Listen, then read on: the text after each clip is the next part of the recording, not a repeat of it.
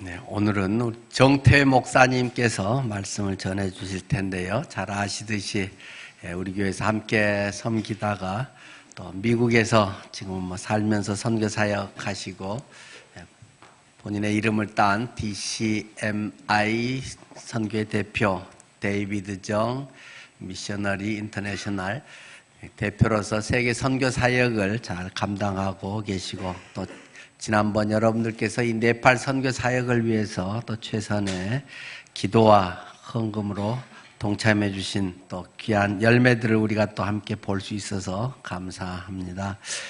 네, 제가 오늘 성경 봉독하고 그 다음에 이어서 네팔 영상을 잠깐 본 다음에 우리 정태 목사님 나오셔서 복음의 시작에서 배울 교훈, 이런 제목으로 말씀 전해 주시겠습니다. 마가복음 1장 1절에서 13절 말씀까지입니다. 마가복음 1장 1절부터입니다. 하나님의 아들 예수 그리스도의 복음의 시작이라. 선지자 이사야의 글에 보라, 내가 내 사자를 내 앞에 보내노니 그가 내 길을 준비하리라. 광야에 외치는 자의 소리가 있어 이르되 너희는 주의 길을 준비하라. 그의 오실 길을 곧게 하라. 기록된 것과 같이 침례자 요한이 광야에 이르러 죄 사함을 받게 하는 회개 침례를 전파하니 온 유대 지방과 예루살렘 사람이 다 나아가 자기 죄를 자복하고 요단강에서 그에게 침례를 받더라. 요한은 낙타털옷을 입고 허리에 가죽띠를 띠고 메뚜기와 석청을 먹었더라. 그가 전파에 이르되 나보다 능력 많으신 이가 내 뒤에 오시나니 나는 굽혀 그의 신발끈을 풀기도 감당하지 못하겠노라. 나는 너희에게 물로 침례를 베풀거니와 그는 너희에게 성령으로 침례를 베푸시리라. 그때 예수께서 갈릴리 나사렛으로부터 와서 요단강에서 요한에게 침례를 받으시고 곧 물에서 올라오실새 하늘이 갈라짐과 성령이 비둘기같이 자기에게 내려오심을 보시더니 하늘로부터 소리가 나기를 너는 내 사랑하는 아들이라 내가 너를 기뻐하노라 하시니라. 성령이 곧 예수를 광야로 몰아내신지라. 광야에서 40일을 계시면서 사탄에게 시험을 받으시며 들짐승과 함께 계시니 천사들이 수종 들더라. 아멘.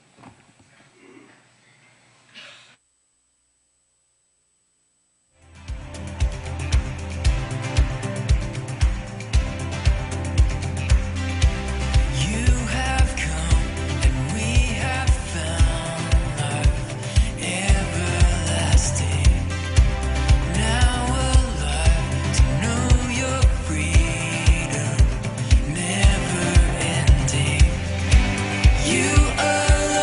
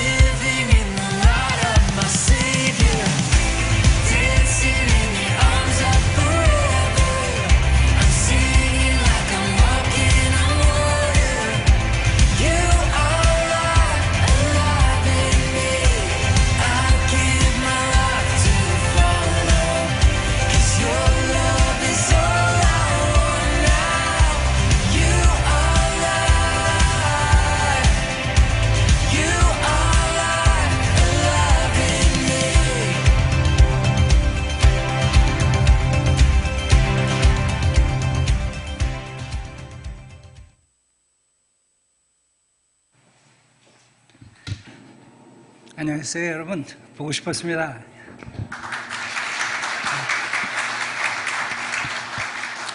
여러분들이 후원해 주시고 함께 해 주시고 기도해 주시고 동역해 주셔서요. 네팔 현 역사상 마지막 공식적으로 복음을 전할 수 있었던 기회를 우리가 잘 활용했습니다. 4월 초에 전도대회를 했고요. 8월 16일부로 네팔 전도 금지법이 실시돼서요. 이제는 네팔에서 전도하면 3년형을 살고 예수를 믿게 만들어서 회심을 시키면 5년형을 삽니다. 우리가 이 전도대회 때 예수님을 새로 영접하겠다고 손든 사람들에게 신약성경을 나누어드렸는데 2950매 신약성경이 나갔습니다. 제가 그걸 감옥에서 살기로 할 것 같으면 이 몸이 죽고 100번 고쳐주고 백골이 진토가 되어도 아마 네팔 감옥 속에 있어야 될 하나님이 얼마나 참 고무적이었던 사실은요, 그 힌두교의 나라 3억 3천만의 신을 믿는 나라에서요, 첫 집회에 청년들이 한 10,000명이 왔어요. 이 나라의 청년들이 막 기뻐 뛰면서 찬양을 하는데 우리 팀 멤버 한 사람이 이러더라고요. 목사님, 우리가 엄청난 돈을 들여서 이걸 하고 있는데 이 광경 이거 하나만 봐도 이 집회는 할 가치가 있었습니다. 많은 청년들이 기뻐하고 감격하고요. 이제 핍박의 시대를 기다리면서 저희 네팔 교회 지도자들이 이런 말을 했습니다. 목사님 돌아가시면은 목사님을 후원해 준 교회, 목사님과 함께 동역해 준 교회 꼭 말씀 전해 주십시오. 핍박의 시대를 기다리면서 우리의 영혼이 새로워졌습니다. 이렇게 꼭 필요한 집회였습니다. 고맙습니다, 여러분. 진심으로 감사합니다. 워낙 네팔 내에서 네팔인들로부터 공격이 많았고요. 이 집회를 준비했던 3명의 네팔 코디네이터들은요, 매일 전화를 받았어요. 매일 여러 통의 전화를 받아가지고 왜 네팔에서 이런 집회를 하느냐, 너희 자식들을 우리가 유괴해서 죽이겠다. 차라리 너를 죽이겠다 이러면은 좀 모르겠어요. 네 자식들을 죽이겠다. 근데 이 사람들이 굴하지 않고 하더라고요. 저는 그게 두려워가지고 안 해줬으면 돈도 좀 아끼고 좋겠다 이런 생각을 했는데, 그 사람들은 뭐 그냥 죽으면 죽으리라 그러고 하더라고요. 그래서 저는 테러를 굉장히 걱정했어요. 뭐 만여 명의 사람이 모이는데 거기에 테러리스트가 와서 뭘 하나 던졌다 이러면 뭐 많이 죽으니까 저는 사실 테러를 굉장히 걱정했고, 집회가 끝나고 나갈 때 막 깡패들이 와서 크리스찬들을 때리고 하면 어떡하나 이런 염려를 했는데, 첫날 네팔 전직 수상이 왔어요. 와서 크리스찬들에게 인사를 하러 왔는데 이 사람이 오니까 일개 소대가 중무장을 해가지고 왔어요. 그러니까 테러리스트는 염려 안 해도 되겠구나. 뭐 기관단 총을 그냥 총알이 줄줄 흐르는데 이렇게 탁 붙잡고 왔더라고요. 이 테러는 없겠구나 이제. 근데 이 사람이 딱 강단에 서가지고요. 이분이 현재 네팔에서 가장 존경받는 정치인입니다. 왜 이분이 작년 선거에서 져서 수상직을 잃었는데, 그분이 그러시더라고요. 여러분, 이 나라는 힌두교인만의 나라가 아닙니다. 저는 이 나라에서 모든 신앙을 가진 사람이 자신의 신앙을 믿고도 해를 당하지 않는 그런 나라를 만들겠습니다. 그러니까 크리스찬들이 막 기립박수를 하고요. 집회를 통해서 많은 교회가 힘을 얻었고, 어떤 교회는 집회가 끝난 그 다음 주일날 40명의 새신자들이 몰려가서 뭐 교회가 순간적으로 더블이 돼버리고요. 너무 병자들이 많아가지고 둘째 날은 제가 설교를 하지 않고 그냥 병자들을 다 앞에 나오라 그래가지고 제가 아팠을 때 간증을 하고 기도를 해드렸어요. 저는 강단에서 기도를 하고 우리 팀이 다 나가서 일일이 안수를 하고 기도하는데 저는 강단에서 계속 기도하고 있는데 한쪽에서 막 함성이 들리고 막 우는 소리가 나고 비명이 들리더라고요. 왜 이러나 이렇게 봤더니 태어나서 한 번도 걷지 못한 청년이 일어나서 걷기 시작했어요. 뭐 난리가 나는데 제가 하나님 이럴 때는 제가 나가서 손을 얹었을 때 이런 일이 벌어져야 왜 하나님은 이렇게 일을 하십니까? 막 그래가면서 예. 와 이제 네팔에서 정말 전도를 하지 못합니다. 그 시대를 앞두고 여러분의 기도와 여러분의 헌금으로 교회가 힘을 얻었습니다. 제가 성서신학을 공부해서 박사학위를 받은 사람인데요. 저도 성경을 읽다가 새롭게 발견하는 제가 몰랐던 사실들이 있습니다. 제가 한 3년 전에 배웠던 성경 말씀인데요. 빌립보서 4장 말씀입니다. 여러분 안 찾아보셔도 됩니다. 제가 읽어드릴게요. 4장 15절에 빌립보 교회를 향해서 사도 바울의 사역에 헌금을 해주었던 빌립보 교회를 향해서 이렇게 말을 합니다. 빌립보 사람들아 너희도 알거니와 복음의 시초에 내가 마게도냐를 떠날 때 주고받는 내 일에 참여한 교회가 너희 외에는 아무도 없었느니라. 데살로니가에 있을 때에도 너희가 한 번뿐 아니라 2번 나에 쓸 것을 보내었도다. 그럼 17절에 이래요. 내가 선물을 구함이 아니요. 우리 한국말은요 조금 그래요. 선물, 이 돈 얘기를 하고 있는데 우리 한국말이 돈 얘기하는 게 좀 그런가 봐요. 그러니까 선물 이렇게 표현을 했어요. 예. 근데 사도 바울이 이렇게 말합니다. 여러분이 저의 선교 사역을 위해서 헌금을 해주셨습니다. 참 고맙습니다. 내가 여러분들에게 이 돈 얘기하는 이유는 헌금을 더 걷어가려는 의도가 전혀 아닙니다. 그것이 아니고 이거 말씀드리고 싶어서입니다. 오직 너희에게 유익하도록 풍성한 열매를 구함이라. 유익하도록 풍성한 열매, 이게 무슨 말인가? 원어적인 의미를 보면 이렇습니다. 하나님이 여러분이 선교를 위해서 해주신 그 헌금, 그 헌신을 하나님이 여러분에게 크레딧으로 주고 계십니다. 크레딧 카드 쓰세요, 여러분? 호주머니 돈도 없는데 긁으니까 뭐 돈이 이렇게 나와, 그렇죠? 여러분이 복음을 위해서 하나님 앞에 드린 것을 하나님이 여러분에게 크레딧으로 주셔서 어떤 풍성한 열매를 맺게 하실 것을 사도 바울이 보고 있다. 기대한다. 하나님이요, 우리 늘 푸른 교회가 뭐 대한민국에서 가장 잘 사는 교회는 아니지 않습니까? 그죠? 상위 3%에 들어가는 부유한 교회입니까? 제가 여러분들을 너무 과대평가하고 있습니까? 그런데도 힘을 다해서 들으셨어요. 하나님이 어떤 모양으로 갚으실지 제가 보고 싶습니다. 자, 이렇게 해서 광고의 말씀을 마치고 우리 본론으로 들어가죠. 마가복음 1장 말씀입니다. 지금 이 크리스마스 시즌이죠. 저는 12월 초를 아주 더운 나라에 가 있었어요. 그 나라에서는 겨울이에요. 그 나라에서는 겨울인데 매일 한 32도, 33도 이렇더라고요. 그래서 제가 가지고 있는 여름 양복을 입고 12월에 이렇게 나타났습니다. 그런 곳에서 12월이 되니까 크리스마스 막 자기네 딴은 추리를 해놨는데 하나도 크리스마스처럼 느껴지지를 않더라고요. 12월은 우리 예수님에 대한 설교를 많이 들으실 겁니다.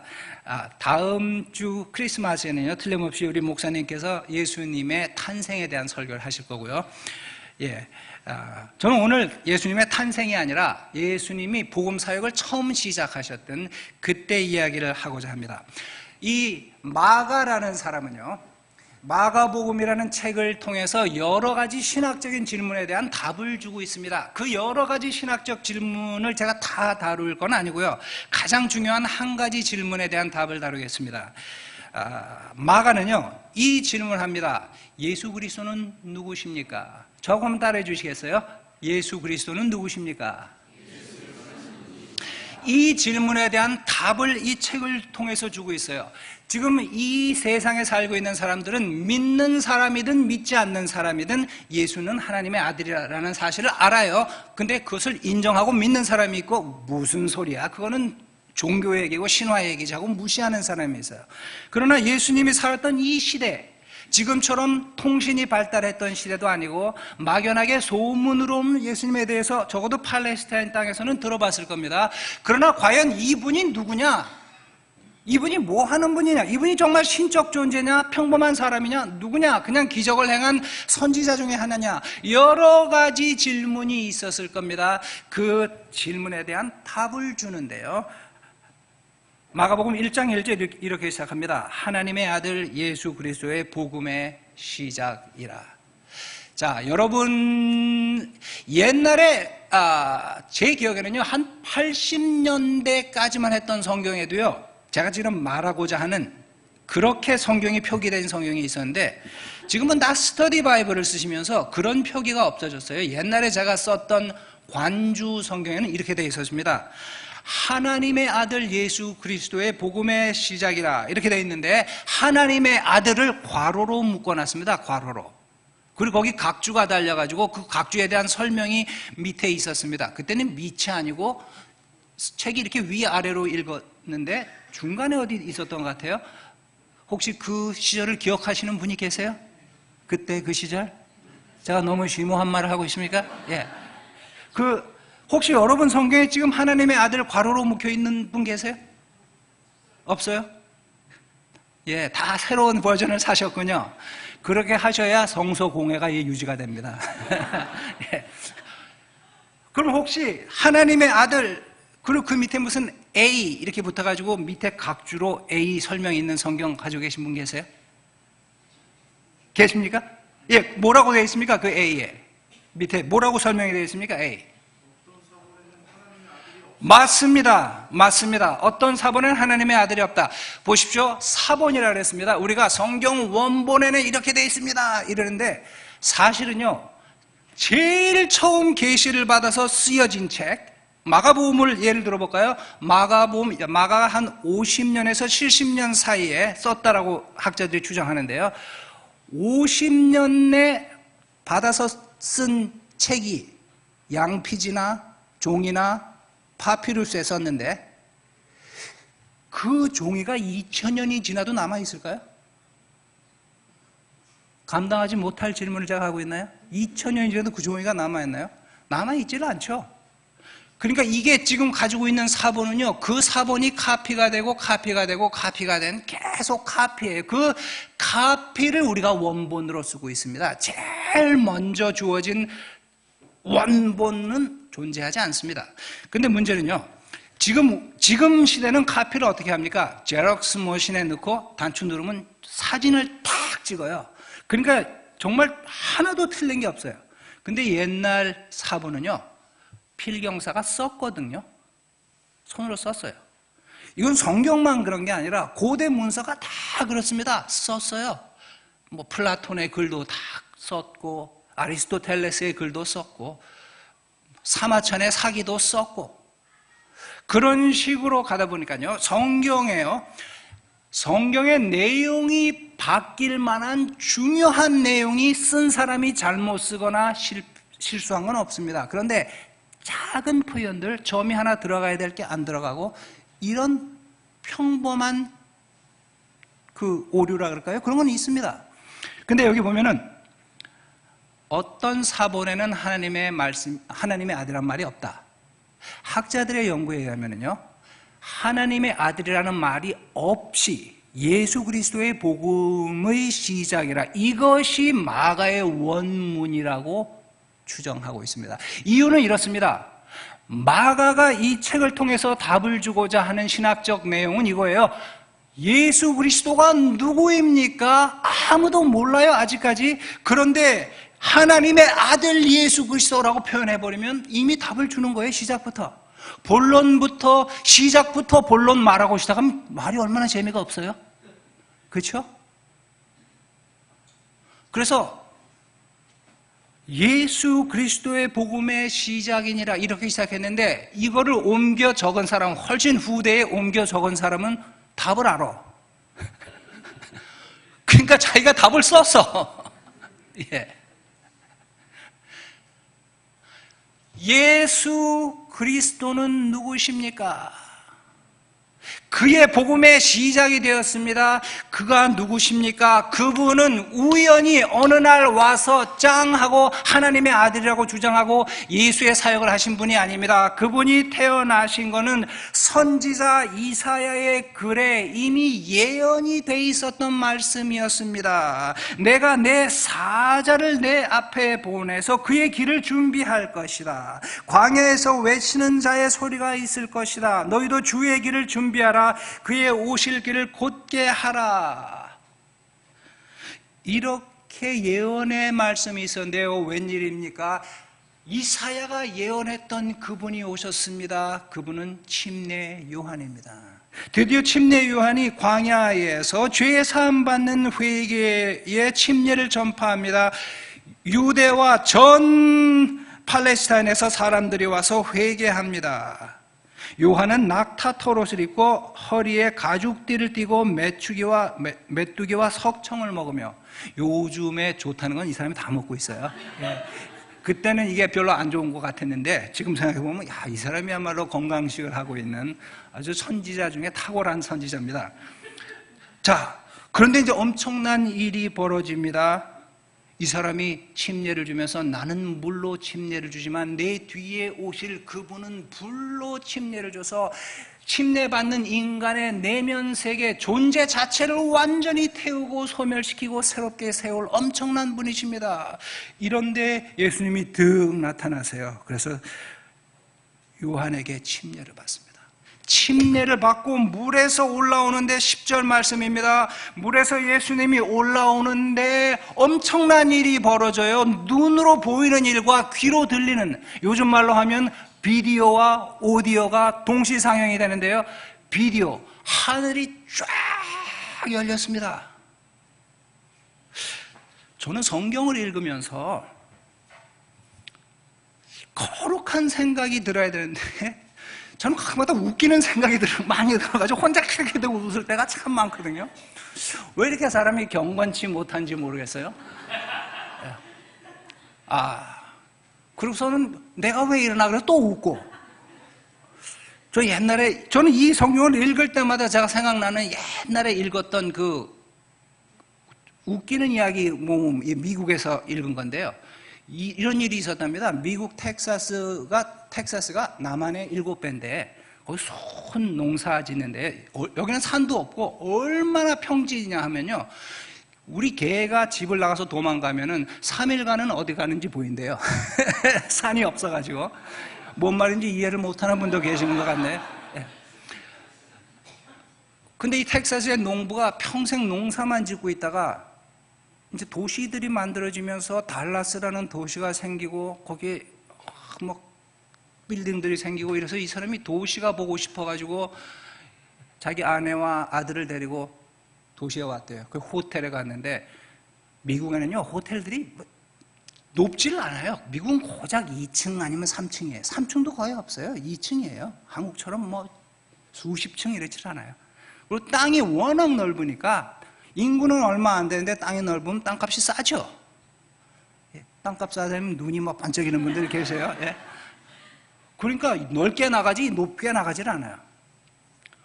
근데 이 사람이 평생 처음 호텔을 와봤는데 와 대단하다, 카펫 쫙 깔려있고 대단하다 보고 있는데 벽이 이렇게 회치를 한 벽이 이렇게 있다가 스테인레스 스틸 같이 이래가지고 문이 있는 거예요.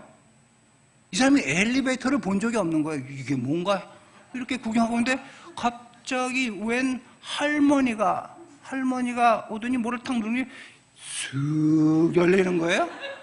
할머니가 들어간 이게 뭔가 쓱 닫혀요.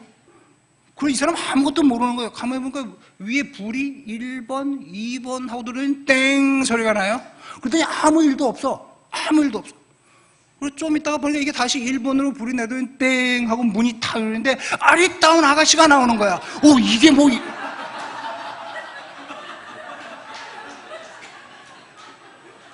그런데 또 웬 할머니가 할머니가 왔는데 땡 하더니 또 기가 막힌 아가씨가 나. 그러니까 이 사람이 아들 보고 얘 엄마 불러와라.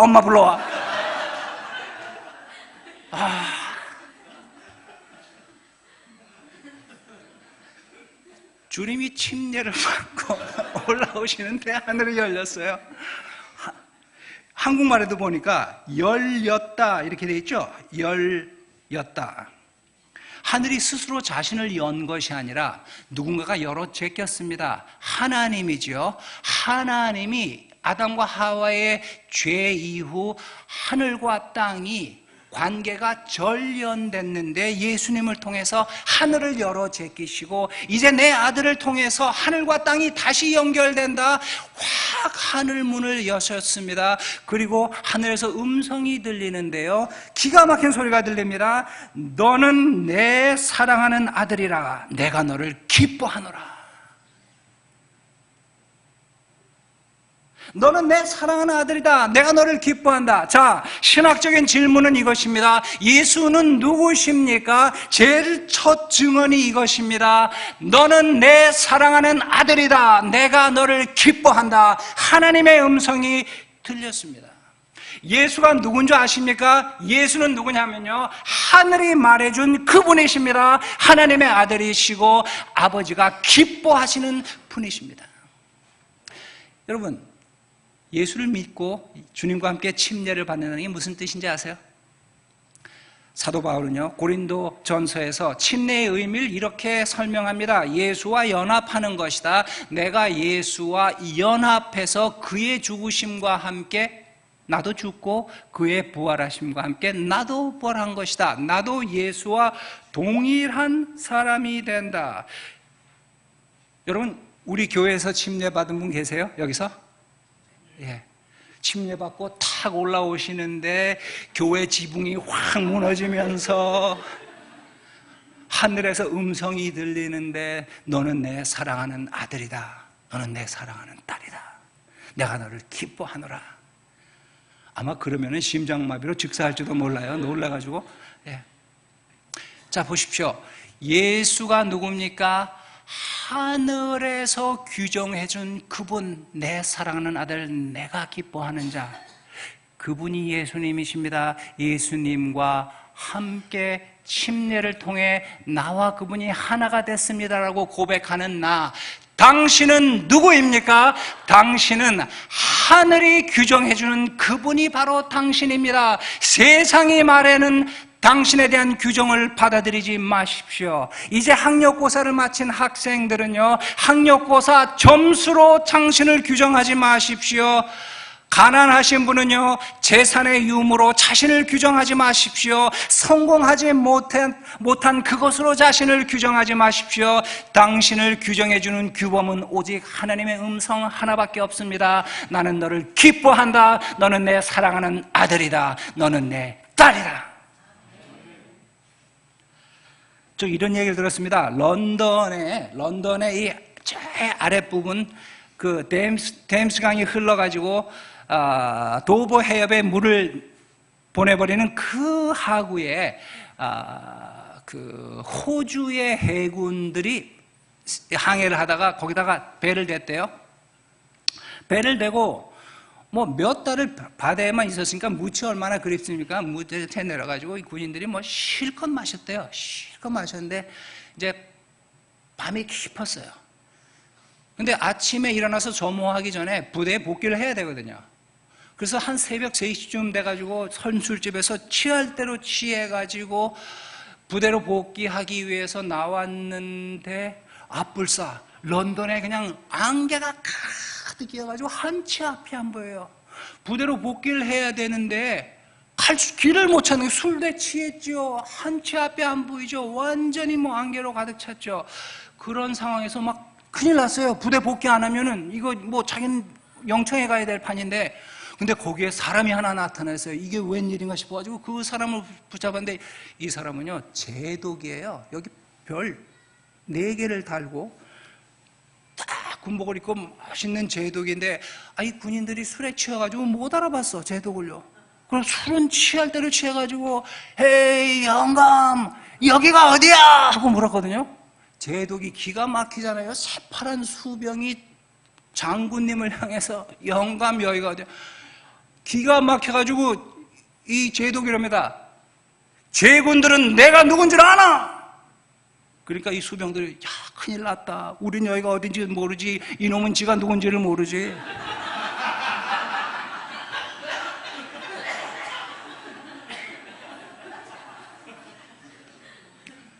여러분이 누군지 아십니까?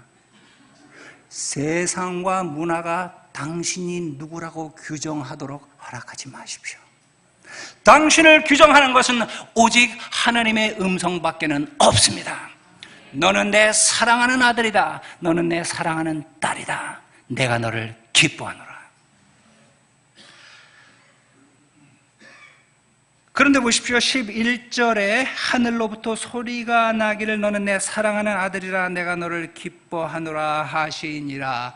적어도 마가복음에서 이 음성이 났을 때 이 자리에 여러 사람이 있었다는 설명은 없습니다. 오직 예수님만 이 음성을 들으신 것 같습니다. 너는 내 사랑하는 아들이다. 내가 너를 기뻐한다. 너는 하나님의 아들이야. 그런데 무슨 웬일입니까? 세상은 못 들었습니다. 세상은 인정하지 않습니다. 이제 예수가 하셔야 될 일은 뭔지 아십니까? 자신의 삶, 자신의 인격, 자신의 사역을 통해서 자신이 하나님의 아들임을 증명하셔야 됩니다. 성경을 읽어보십시오.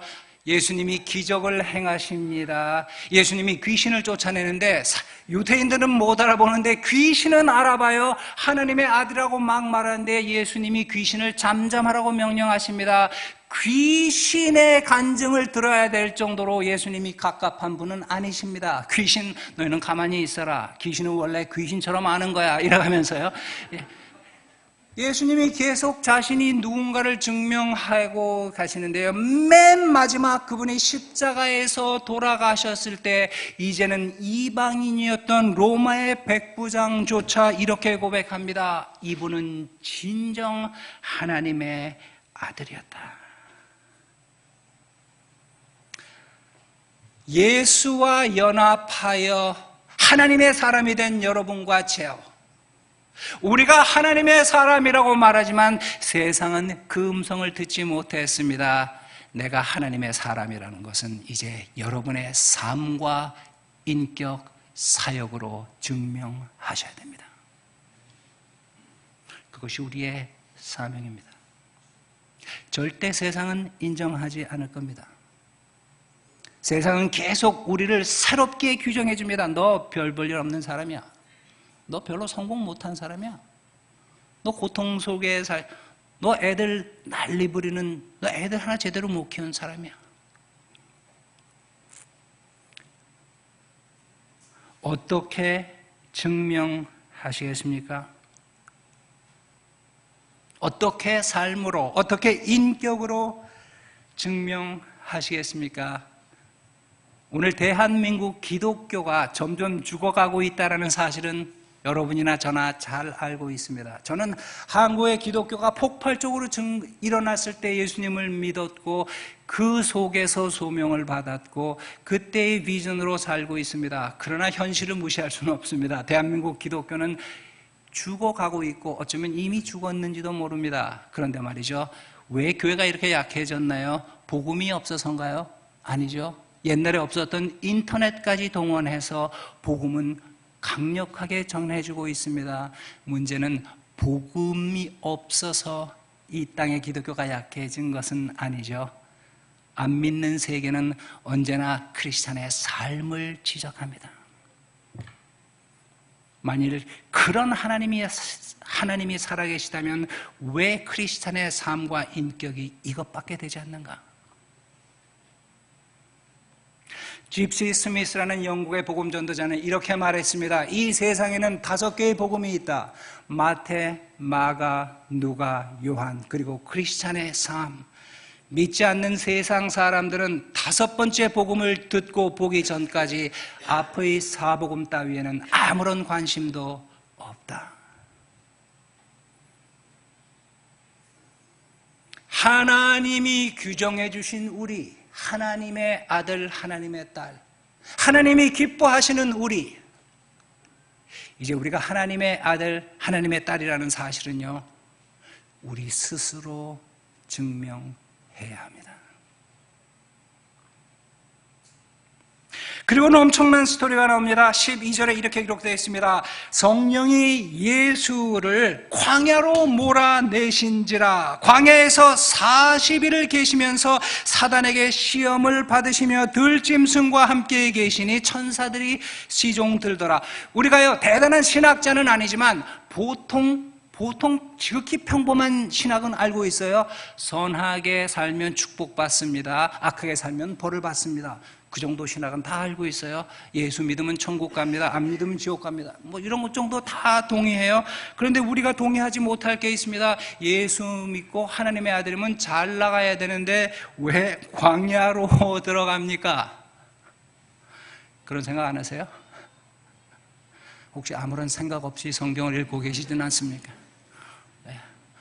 나는 생각하는 거 싫은데 왜 목사님은 자꾸 생각하게 만드십니까? 저는요, 침례교 총회에 갔다가 미국에서 이런 얘기를 들었어요. 지극히 어떤 신학적인 얘기를요, 어느 목사님이 강력하게 했습니다. 그랬더니 뒤에 앉아 계셨던 미국 그 백인 침례교 목사님이 할렐루야 아멘 하면서 영어로 이렇게 말씀해요. I have never doubted that in the past 40 years. 저는 지난 40년 동안 그 신학적인 명제를 단 한 번도 의심해 본 적이 없습니다. 근데 저는요, 심장이 덜컥 내려앉더라고요. 이 사람 좀 이렇게 말한 것 같아. 나는 40년 동안 한 번도 생각을 안 해보고 살았습니다. 내가 제대로 믿는가를 의심해 본 적도 없고 생각해 본 적도 없고 질문을 해 본 적도 없고 40년 전에 배운 그대로 그냥 살고 있어.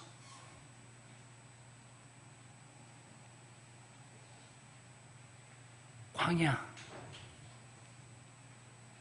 왜 하나님의 아들을 예루살렘으로 왕궁으로 인도하시지 않으시고 이 처절한 광야로 이끌고 가셨을까요? 여러분, 제가 미국에서 대학원을 마치고 1990년에 한국 나이로 28. 옛날엔 제가 그러지 않았는데 요새는 시간이 가면 갈수록 자꾸 미국 나이를 이제 얘기하는 경향이 저에게 생겼어요. 27. 한국에 군대 가기 위해서 왔습니다. 참, 28의 군대를 보니까 저는 완전히 군인계의 원로더라고요. 예. 야.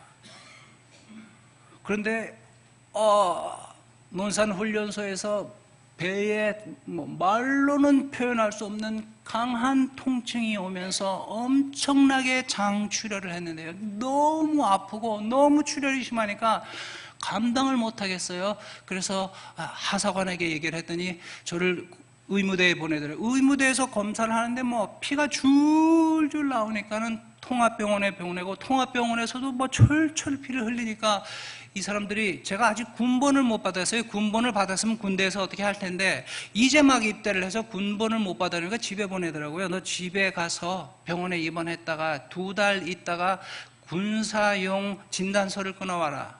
그래가지고 2달 동안 사경을 헤맸죠. 와서 입원해서 많은 저 왜 이렇게 어눌해졌죠? exam, 많은 테스트라 그럽니까? 많은 검사. 그 쉬운 말을 이렇게 피차 합력하여 선을 이루는 거 아니겠습니까? 예. 검사를 통해서 그 의사 선생님이요, 새파란 얼굴을 해가지고 저한테 가서, 어떻게 젊은 사람이 이런 병에 걸렸냐? 궤양성 대장염이라는 희귀병인데 이 병은 아직 왜 걸리는지 모르기 때문에 치료제가 없고 치료가 안 된다.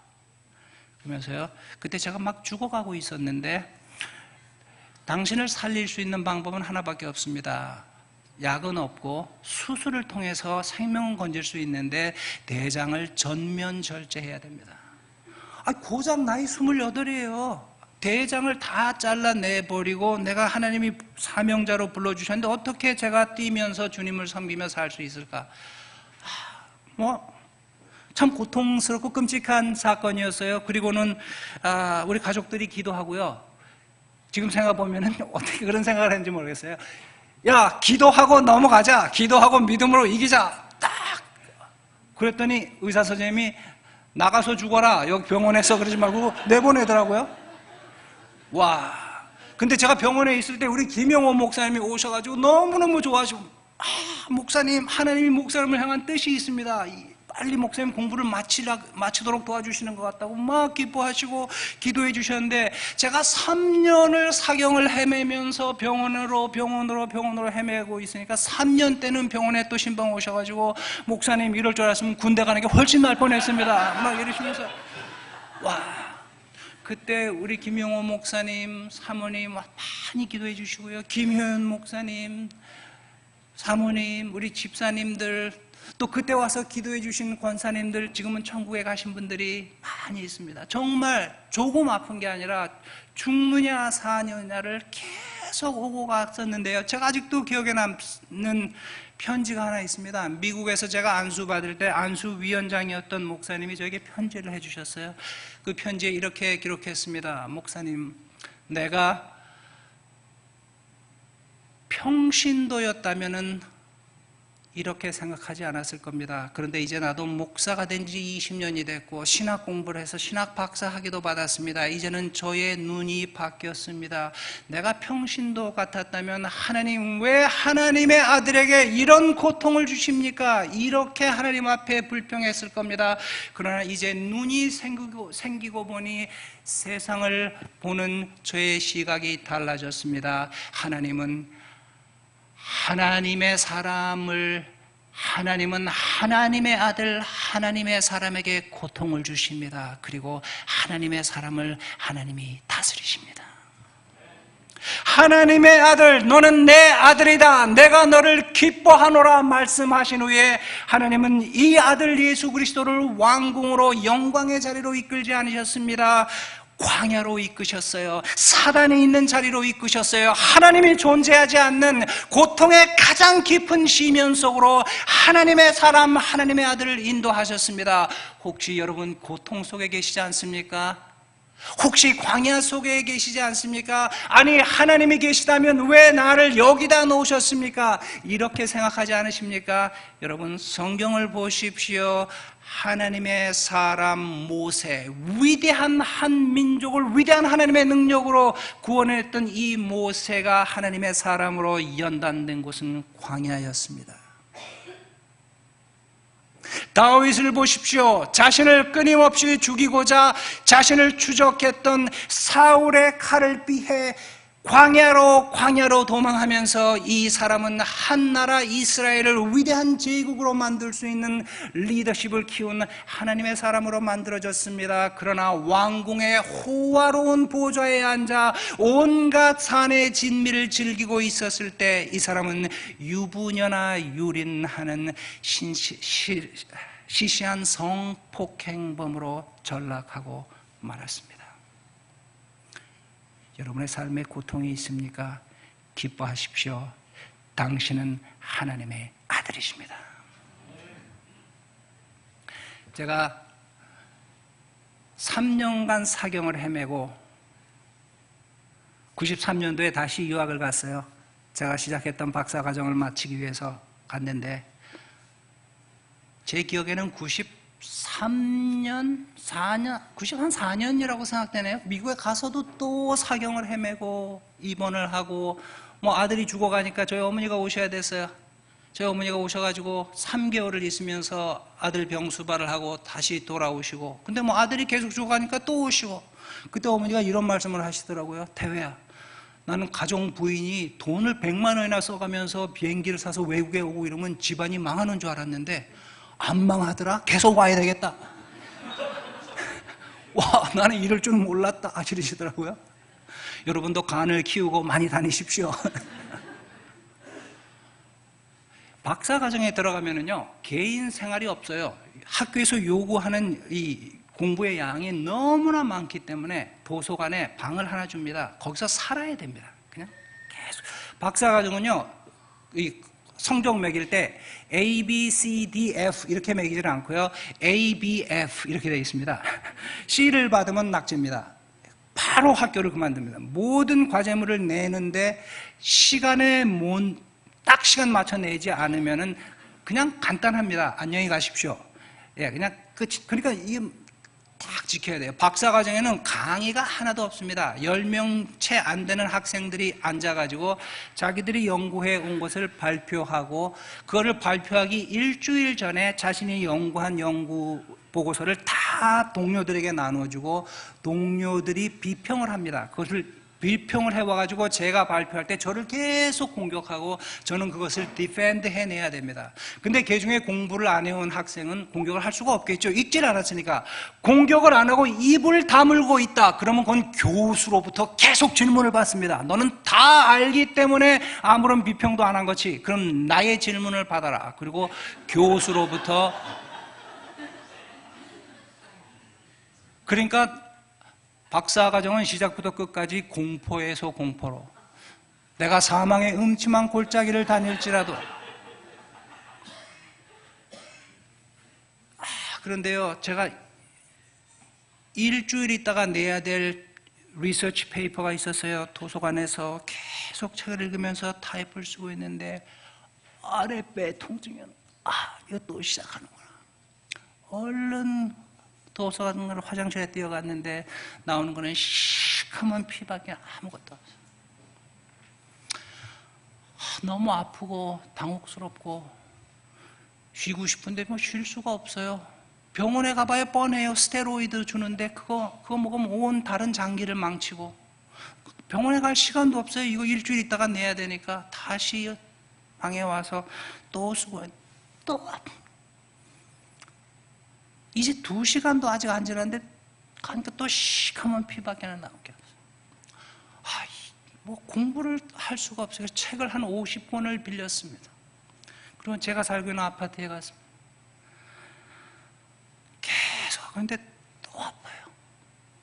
또 화장실에 가서 시커먼 피를 쏟아놓고 가까스로 제 방에 와서 조금 쉬었다가 또 작업을 하는데요, 또 채 2시간이 되잖아. 또 말할 수 없는 통증이 오는데 화장실에 가서 시커먼 피를 또 흘리고, 그 거실을 지나서 제 방으로 가다가요, 거실에서 쓰러졌습니다. 혼신의 힘을 다해서 몸을 일으키고는 무릎을 꿇었습니다. 그리고 이렇게 기도했습니다. 하나님, 제게 주신 고통의 축복을 인하여 감사합니다. 하나님, 저와 함께 공부하는 이 신학교 동료들 5,000명이 있는데, 미국 사람들은 대부분 대학 다닐 때 다 결혼을 하기 때문에 처자식을 부양해야 되기 때문에 비록 신학생이지만 사실 기도할 시간이 없고 성경을 볼 시간이 없습니다. 계속 공부하면서 풀타임으로 일을 해서 가족을 서포트해야 되기 때문에 어쩔 수 없이 그렇게 합니다. 그런데 하나님, 저는 제가 그들보다 영적으로 탁월해서가 아니라 단 한순간이라도 주님의 도우심이 없다면 죽을 수밖에 없는 그런 연약함이 제게 있기 때문에 저는 하나님 앞에 나올 수밖에 없습니다. 하나님, 제게 주신 고통을 인하여 감사합니다. 주님, 감히 기도합니다. 제게 더 많은 고통을 주십시오. 제게 더 많은 고통을 주십시오. 고통의 용광로에서 저의 자아가 깨지게 하십시오. 하나님이 보시기에 합당하지 않은 것들이 다 불타 소멸되게 하십시오. 이러한 모든 것들이 다 깨어진 다음에 하나님이 쓰실 수 있는 하나님의 사람으로 설 수 있도록 더 많은 고통을 허락해 주십시오. 그렇게 기도하고는 엉엉 울어버렸습니다.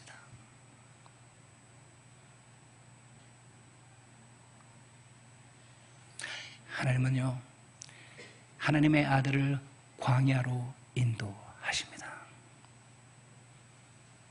왜 예수님이 40일을 광야에서 시험받았다는 얘기를 굳이 마가가 기록했을까요? 이 책을 읽는 유대인들은 어떤 생각을 했을까요? 이스라엘 백성들의 40년 광야 생활을 기억했을 것입니다. 이스라엘 백성 40년 광야 생활은요, 하나님의 명령에 순종하면서 하나님의 뜻을 이루어갔던 40년이 아니고요, 계속 하나님의 기적을 경험하면서도 배도하고 배신하고 불평하고 불순종하는 40년, 점철된 실패의 40년이었습니다.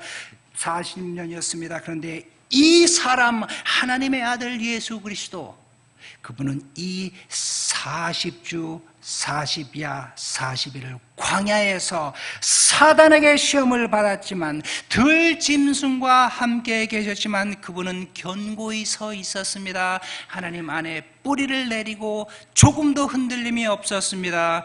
그래서 그가 비록 사망의 음침한 골짜기에 있었지만 천사들의 수종을 받았습니다. 광야에 계십니까? 기뻐하십시오. 그곳은 하나님의 아들이 가는 곳입니다. 하나님의 딸들이 가는 곳입니다. 견고히 서겠다고 결심하십시오. 천사가 도울 겁니다.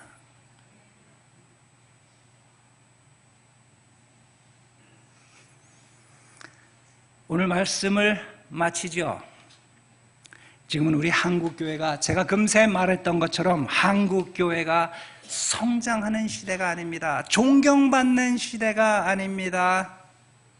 제가 한국 근대사를 읽어보니까요, 일제 36년 일제 지하에 많은 고통을 담고 고통 속에서 한국인이 살고 있었을 때 한국교회가 이 사회에 기여한 바, 한국교회가 어떻게 고통당하고 있는 사람들을 위로했는가, 그런 기록들이 있었습니다.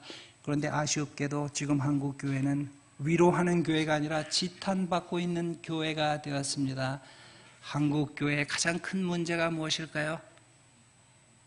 제가 보건대요, 한국교회의 문제는요, 우리가 광야 가운데 있지 않은 것입니다. 한국교회가 부자가 되었습니다. 너무 잘 사는 교회가 됐습니다. 부를 가지게 되면 부의 특징은 뭡니까? 되물림 하려고 합니다. 저는요, 아버지가 자식에게 교회를 맡기는 거, 저는 그거 잘못됐다고 생각하지 않습니다. 그것이 그야말로 헌신의 마음이라고 생각합니다. 그런데 그렇게 되려면요, 아무도 오지 않으려는 그런 작은 교회, 목회자의 사례비조차 줄 수 없는 그런 교회를 아들을 헌신시켜 맡긴다면 존경하겠습니다. 그런데 지금은 너도 나도 오고자 하는 교회를 굳이 아들에게 맡기는 것은요, 그것과는 상황이 다릅니다. 왜 우리 한국교회가 부를 갖게 된 이후부터는 광야와 같은 영성이 없어지고 말았습니다. 저는 우리 늘 푸른 교회의 가능성을 봅니다. 왜요? 우리 교회가 부요한 교회가 아니기 때문입니다. 부요하지 않기 때문에 기뻐합니다. 부요하지 않기 때문에 감격합니다. 아직도 하나님이 우리 가운데 하실 일이 많습니다.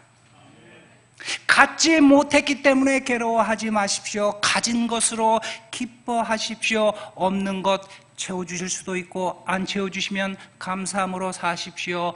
없어도 세 끼 먹고 살 수 있습니다. 매일 스테이크만 먹으시면 병에 걸리십니다.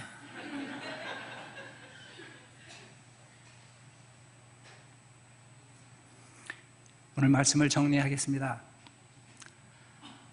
여러분 누구십니까?